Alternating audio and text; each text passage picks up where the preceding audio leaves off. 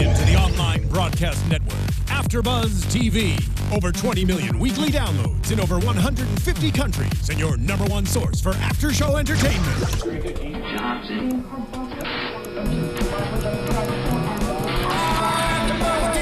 AFTERBUZZ TV, the destination for TV superfans. Producing after-shows for over 300 of your favorite TV shows. Interviewing celebrities and showrunners. And bringing you behind-the-scenes exclusives. All thanks to E! Entertainment's Maria Menounos, producer Kevin Undergaro, and internet leader Ackman.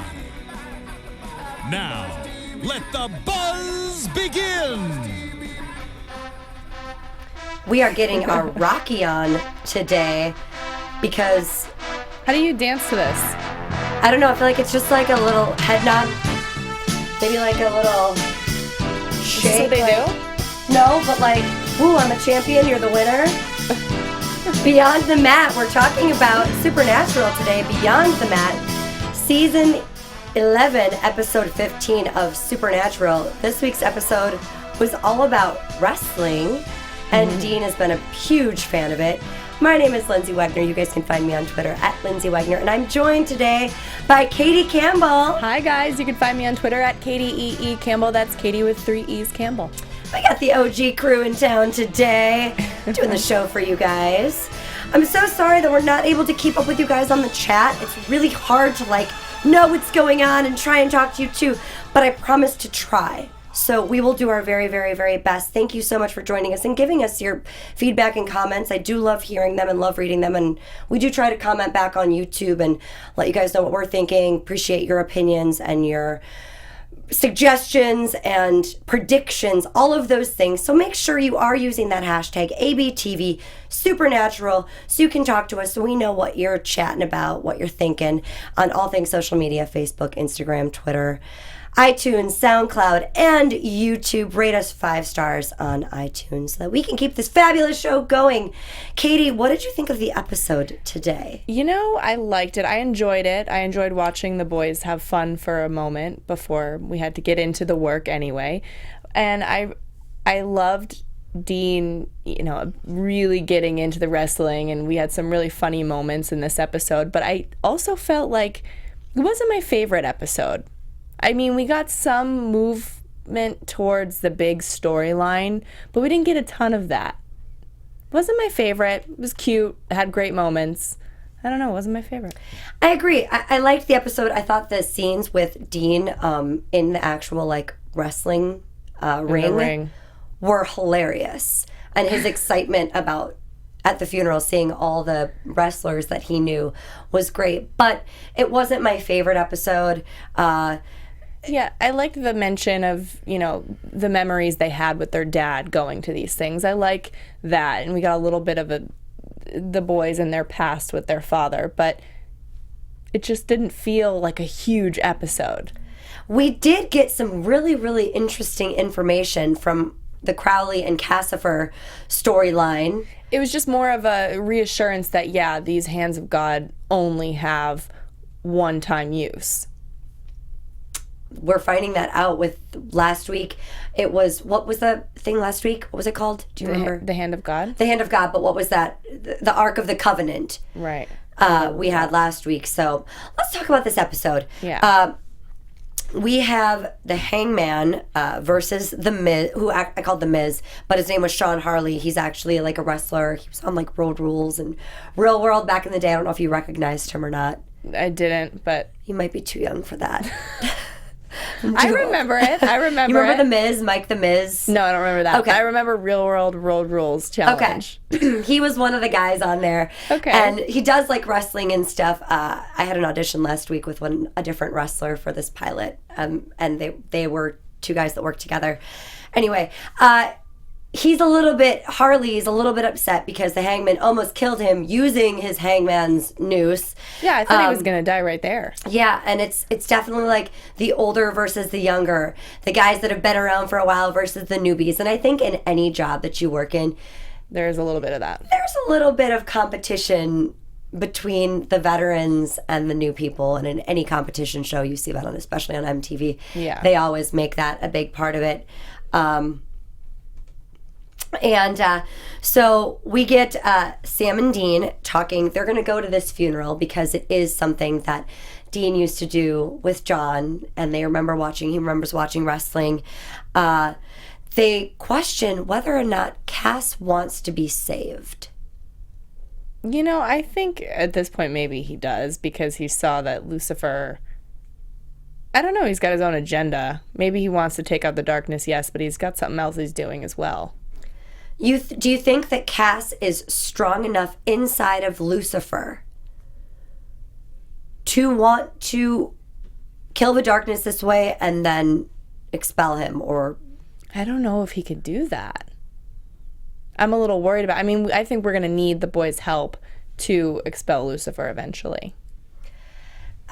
I thought it was a really interesting point that they made, asking if Cass would want to be saved. And I think at the end of the day, of course he does. He doesn't want to be, he doesn't want Lucifer using him as his vessel. Yeah, wreaking havoc. Yeah. That doesn't, yeah. So they have no leads anywhere else, so they decide to go to this funeral. But we see that Cassifer is in hell. He's reading reports. He wants to find the hand of God, another hand of God. He still is ruling over Crowley as the minions all look on and watch this happening. And he actually makes Crowley stop cleaning the floor with the toothbrush, but instead use his tongue. I don't like seeing Crowley like this. I feel bad for him. Being like his little... Yeah, it was funny at first, but now I'm over it, and I wanted Crowley to rise up and, rise against Lucifer. And I'm glad that's where they're taking the story, because I'm over just seeing him be this pet, the dog. I agree. I as much as we love Crowley and know how powerful he is, to see him being taken over by somebody just doesn't seem right. Yeah. I don't quite know how he's been able to do that and have all the minions following him around and being on his side versus Crowley's side. I don't know why they would all of a sudden... What has Cassifer promised them that Crowley hasn't? Well, I think that we've been seeing it for some time, too, with the little minions, that they don't really think Crowley's in charge, and that he's just kind of hanging out with the Winchester boys, and he goes to their call. Whenever they call, he's there and helping them. And I think that they want a real leader and ruler, and they just feel like Crowley's not that right now. So when Lucifer comes in and he acts like that, they're going to join his side. They're demons, they're in hell. Because he's actually exuding power. Yeah, I think that's what they want, is a leader. But I don't know, he's a little scary. He's a little scary. So we get to the funeral, and Dean is a little bit starstruck over all of these wrestlers. And he's talking to Gunnar Lawless, who is the hangman. Oh, no, he's not the hangman. Yeah. The hangman actually got hung in the locker room. So that was the death that they were investigating and coming to the funeral for. He's talking to Gunnar Lawless, and they're trying to figure out whether this was a suicide, whether it was a murder. Sam's talking to Rio, who he actually had a picture of her hanging, a poster hanging, and she makes a comment about that, which he denies. Of course, you're not going to say that. I'm not going to tell John Stamos if I ever meet him. Yeah, I had a picture of you as Uncle Jesse hanging on my closet door that I used to kiss before bed. Good night. You know what? He might watch this, and now he knows. Now he knows. John Stamos, if you're watching, I did have a picture of you, poster of you, and Michelle Tanner on my wall, and I would kiss it before bed every night. It's okay. We're young. It's like Teen Bop. Did you guys have Teen Bop? Do you remember that magazine? Yeah. Okay. That was like that was my cousin's era. Yeah, Teen She's Bop. a little bit older than me, but yeah. Okay. Continuing on with the actual show. They decide they're going to go to the encore match. Tickets are only selling for $25. It's gone way down. And it's kind of disappointing when you think about, as a kid, and you see something on TV and you're really excited about it and you believe it's real, to have it, all that magic kind of taken away, knowing that these guys are only getting paid $25 a show to do this, to put their lives on the line, their health, their bodies on the line. It is rough on them, essentially. Yeah, if they love it, though. I feel like when you get older, there's a little bit of that in everything. The magic, might leave a little bit because things get real, and I don't know. I think I wasn't really shocked by that. we've got the Hellraiser versus Gunner. And this bookie looks like he gives Gunner something. His dealer. You know, another thing I felt about this episode was that it was very predictable. Sometimes with these cases with the boys, I'm wondering, oh, who is it? And I might think I know, and then I'm wrong. You know, sometimes I'm surprised. But today, I just knew it's going to be something with Gunnar Lawless because Dean loves him, and he's a huge fan, and he's just going to be, you know, shocked all the way around that Gunnar's got some kind of a deal going on. And I knew when it looked like it was some drugs or something that he was taking from this guy, and immediately I'm like, oh, he totally made a deal with a demon. That's a demon. I just knew it. Nice. I knew it. I was not thinking that. It could be possibly because I'm still sick, but I've got a sinus infection. But I actually didn't. I was like, what is he doing? I thought that it was like drugs. You know, like how when athletes get older and stuff, they get like the shots, is it cortisone or cortisol shots to like help with like aches and joint pain and stuff to help them kind of get through the football game or whatever it is or the basketball game. So I actually thought that it was something to help him get through the match without actually physically hurting himself. That's what I was thinking. Anybody else out there thinking that? I'm trying to like check on the live chat. You guys were all sad. I saw about Crowley. You feel bad for Crowley. So you obviously are on Katie's side and I's side because we all feel bad for Crowley. Hi, John Joe. Hi. Okay, so Gunnar comes out and Dean is so excited because he knows that he usually gives this glove to somebody, and he's so excited he thinks it's going to come to him. And of course this dad and little boy have sat down behind him, and Gunnar gives it to the little boy sitting behind them, and Dean doesn't really want to show that he's upset by this, but we know but it's written all over his face. He's so disappointed. And the dad goes to the bathroom and walks outside and ends up getting killed. Yeah, just everything in this episode to me was just, I knew what was happening. But here's my question, because we do know that he's killed, and we do find out that later on Gunnar's a little bit a part of this. Was it the demon that killed the dad? Because Gunnar was in the match, right? I think at that point he might have won, right? I didn't know the match was over. Did I miss that? I didn't know the match was over. So they do note that the body has been marked, and it seems very ritualistic. We see Dean playing around in the ring, and Rio kind of catches him. And she mentions that the tour might be cursed because in every city, something keeps happening. Yeah. Somebody dies. Well, she mentioned that in one city, the janitor found a body. But then we learn later that it's not necessarily at the venue. It's just like that night, maybe later on. Mm-hmm. But in every single case, at every city, they have this mark on them. Mm-hmm. So it's all connected somehow. And they do know that they found a body. Was it the custodian or one of the cleanup guys one of the crew members found a body in the last place. So they know this is following them around. Something is, we have to know it's part of it can't be a part of the crew because the crew is local hires. So it has to be a part of the actual wrestlers. The ones that are traveling. Or herself. Right. We come back to Crowley, who's being freed by a minion, who we found out her name is Simmons. I liked her. You did? She's been in the last couple episodes, I think. She finally got lines in this one, so I was stoked for her. I found it very surprising, though, that she would all of a sudden flip-flop when she just insulted Crowley last episode. And I just was wondering, why would she? I thought because she knew Crowley would take better care of her than Cassifer would. That's what I thought. I didn't expect it. Once again, I'm going to blame my sinus infection that I was just not all there because I was not noticing these things. I'm like, yeah, she's helping Crowley. Yay, go Crowley. Something was off about it. She can't be flip-flopping that fast like that. She says that they want Crowley back and Lucifer gone. Gives him a little pep talk. I liked her pep talk, though, because I felt that way, too. I wanted him to get up and do something. You know, there has to be something that you can do. I'm tired of him sitting there like that. Sitting there like a little pet, like a little dog slave. So they do end up leaving the hell area. And they kill 2 demons on the way. Simmons and Crowley leave. And we see the boys at the bar or Dean has gone to the bar to meet up with Gunner and kind of see what the other wrestlers are up to. And they're kind of comparing battle scars. He says, this is something happened. And he's like, yeah, I got this on my... Dean says he's got something on his leg. And they're kind of bonding a little bit. And it was funny because Dean was saying,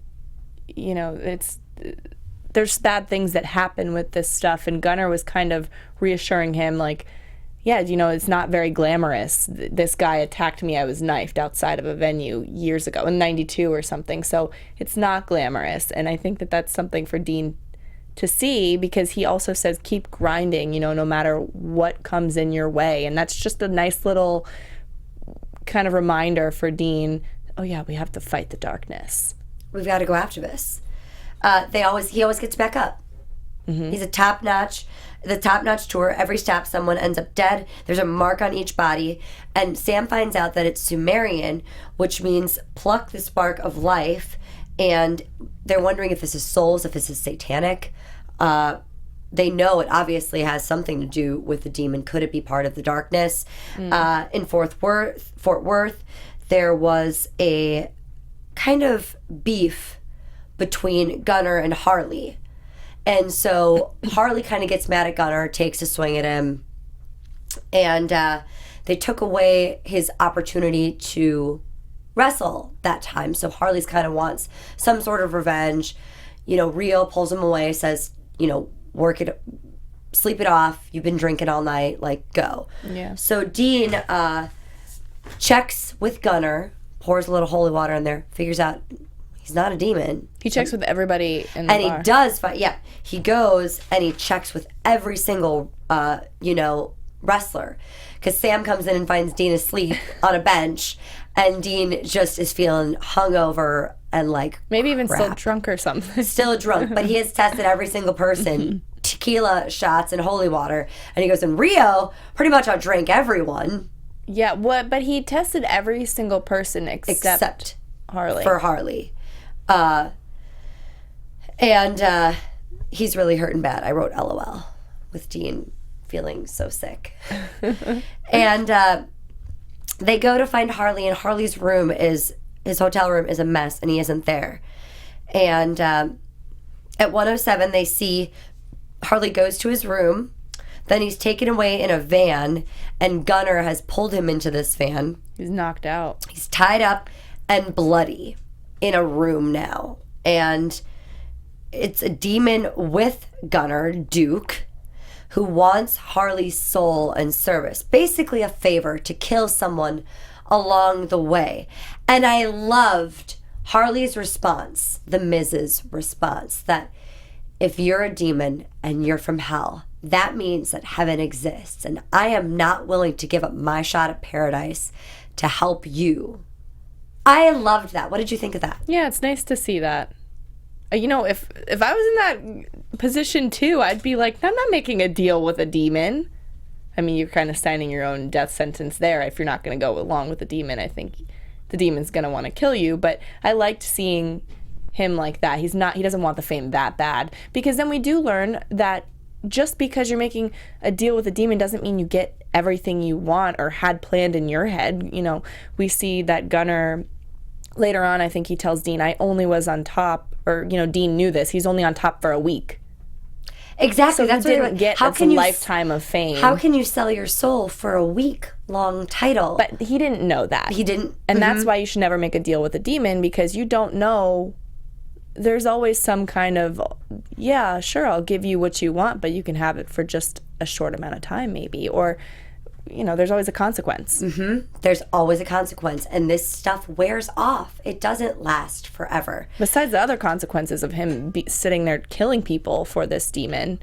Exactly. So he doesn't give up. He's not going to give up his shot at paradise for hell. And he's smart. And this Duke demon guy severs his Achilles tendon and tells him that his career is over and that Gunner needs to finish him off. And he did it. I was sad. I expected this whole thing. I wasn't shocked when I saw Gunner taking him and killing him. As long as he kept doing that, would that keep off the hellhounds? Yeah. Or is it just 10 years? No, keep off. As long as he keeps killing people, the hellhounds will stay away, right? Yeah. Okay. So we get back to Crowley and Simmons. He's dressed for success back in typical Crowley fashion in his suit. And he tells Simmons about the rod of Aaron, which was created on the 6th day. Aaron is the brother of Moses. And this is another hand of God that he has in his power. And we see Cassifer show up. Now, my question, because it sounded like Mark Pellegrino when Cassifer came in.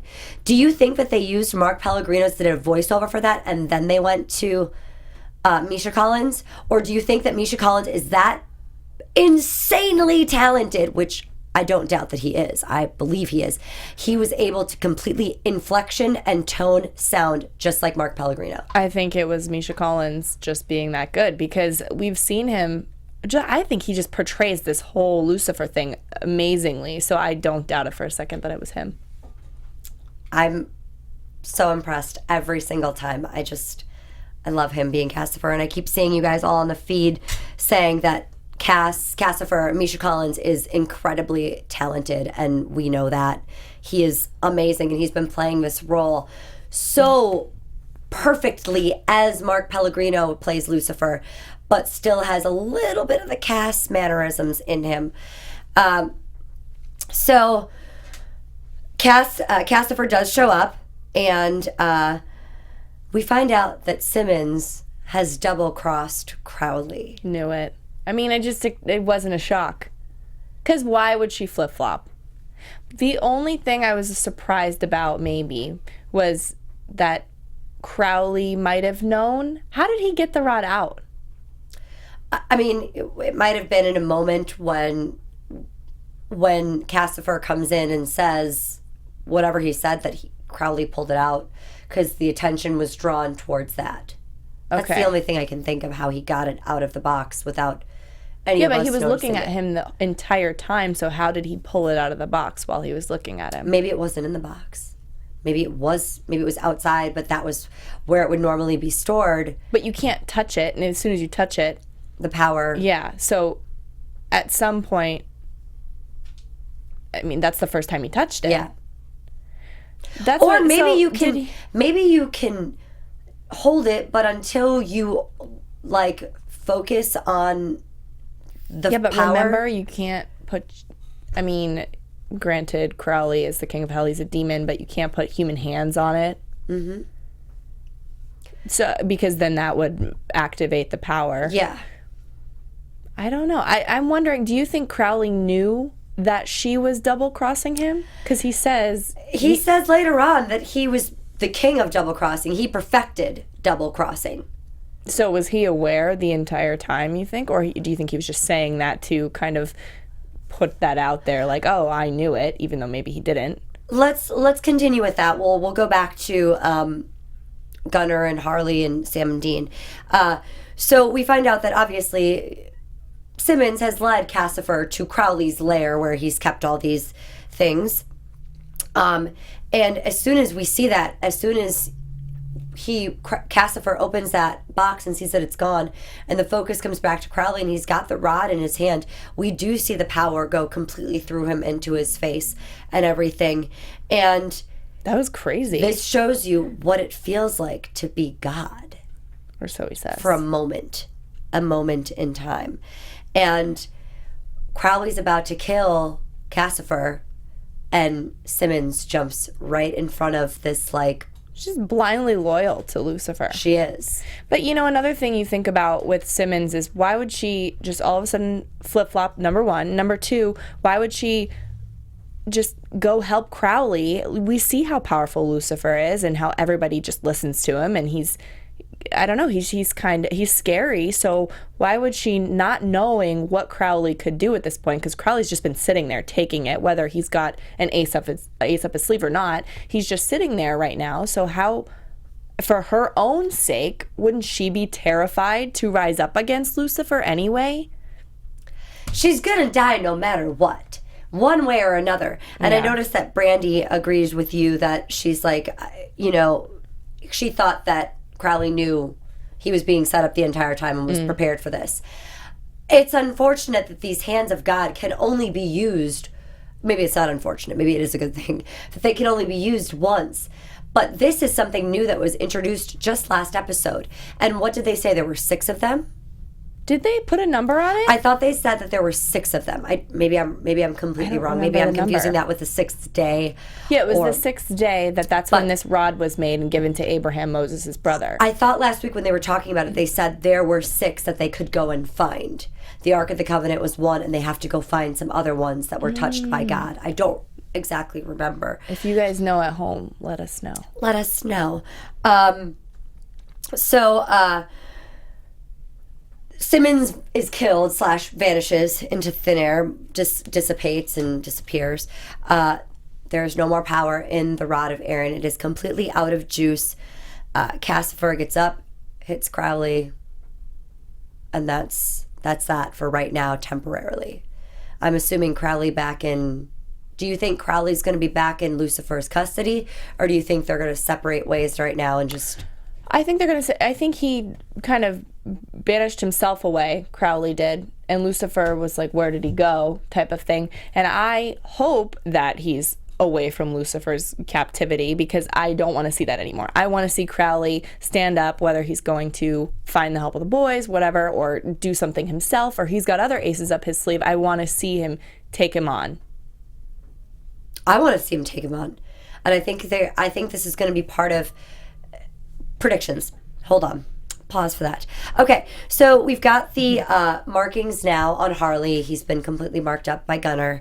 Sam and Dean, Gunner had to, based on Duke being this demon telling him he has to.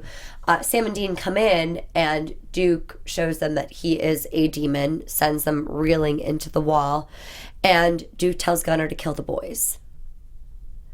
And Gunner is going to do it. He starts punching Dean, and he explains why he sold his soul, because he wanted a shot at the belt 10 years ago, and they talk about the fact that this was very, very short-lived, but it was what he was wanted at the time. He was young and dumb. He didn't know. And I think part of this is there was a little bit of a bond, like you said earlier, between Dean and Gunner, and talking about, you need to keep going, you need to keep fighting, you can't stop.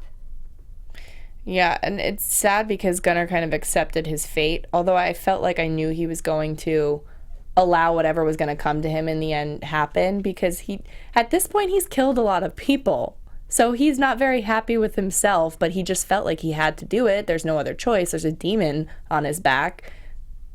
I just think he was sad. I agree, though, that, Dean was able to come to him and say, you still have time to be a good person. Mm-hmm. There's always time to be a good person and change your mind and do what's right and follow the path. But he questioned that. But he questioned that.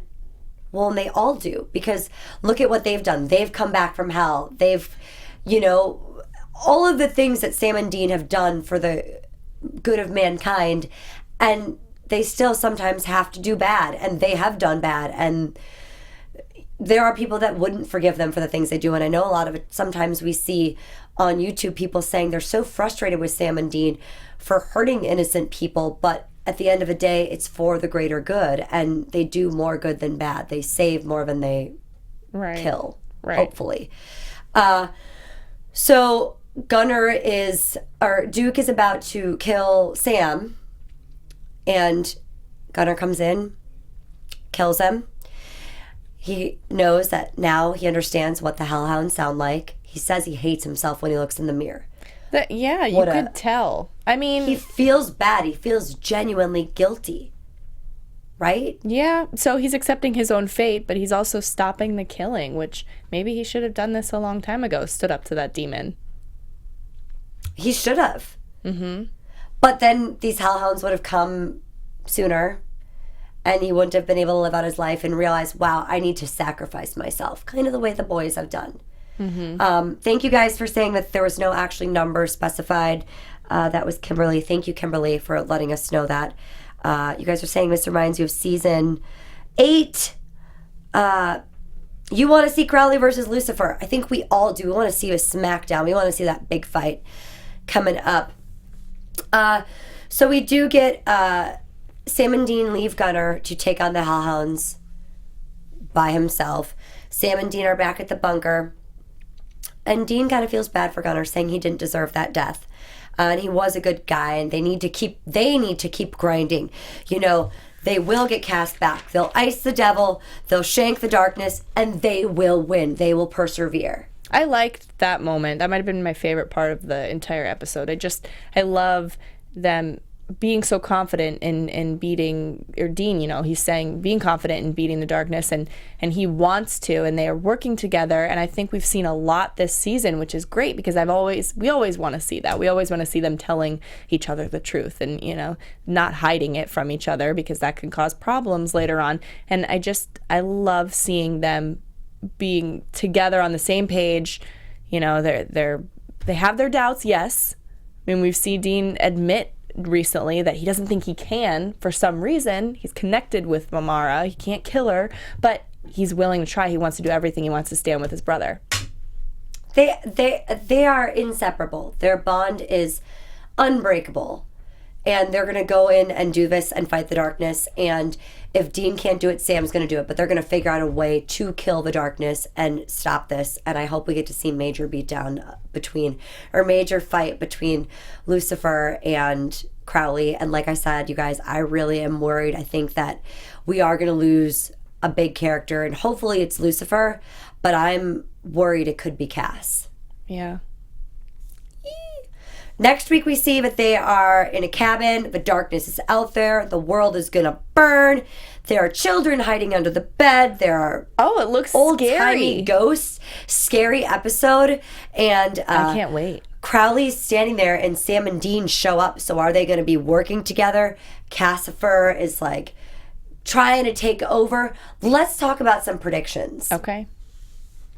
Let's get some predictions. And I know that you guys are saying that... AFTERBUZZ TV predictions. I want to know, first off, if you guys on the chat, I'm going to try and keep an eye on this. Do you guys think that Chuck is God? I've seen a lot of people posting on YouTube about that. A lot of people are saying it. They're saying, somebody said that Mark Kripke, right? It's Mark Kripke? Had said, Kevin? Sorry, lost in my words right now. Had said at one of the conventions a couple weeks ago that Chuck is God. And it is on Wikipedia. Don't know if we should trust that or not. But people are saying that. Do you guys think Chuck is God? Katie, do you think Chuck is God? I do. And I see a lot of people, I mean, we've, heard it for a long time, for the whole season, really, that we think, and everybody at home thinks, that he's going to come back at some point and appear maybe in the season finale. But he has to come back. I mean, this is the darkness is his sister. There has to be some kind of God coming into play and help. I think it would be interesting to see Chuck as God, but I feel like it's an even bigger entity and being. It can't be Chuck. It has to be someone more powerful and more all-knowing and more mature. But I could be completely wrong. I think it's him. You think it's him? What are we getting in the live chat? Any Chuck predictions? Is God. Chuck is God. I know a lot of you are saying that God went on a long vacation. And they do, someone even said they do save Morven sacrifice. So thank you for saying that. I agreed too. That was episode 20. Kimberly. Episode 20 is supposed to be the revelation of God. They said your name. Hi, Kimberly. Okay. Any predictions for the rest for next week or the rest of this season? Since we're going to actually have a little break until March 23rd, where it's almost a month of no Supernatural. It is a month. Sad face. 4 weeks. Yeah, thank you. Thank you, my booth friend. I'm so excited for the ghost children, the creepiness of the next episode. It looks fun. It looks crazy. And it almost looks like in the very beginning with the lines, what were you calling them? Grombies? Mm-hmm. It almost looks like the lines was reminding me of that whole situation. So are we going to get any more of that? I don't know. But I'm nervous about this whole Amara thing. I do think that Crowley will team up with the boys. I want Crowley to stand up to Lucifer, and it's just frustrating because we might need Lucifer to defeat the darkness, but regardless, he has his own agenda. We don't know what it is, but he has his own thing going on.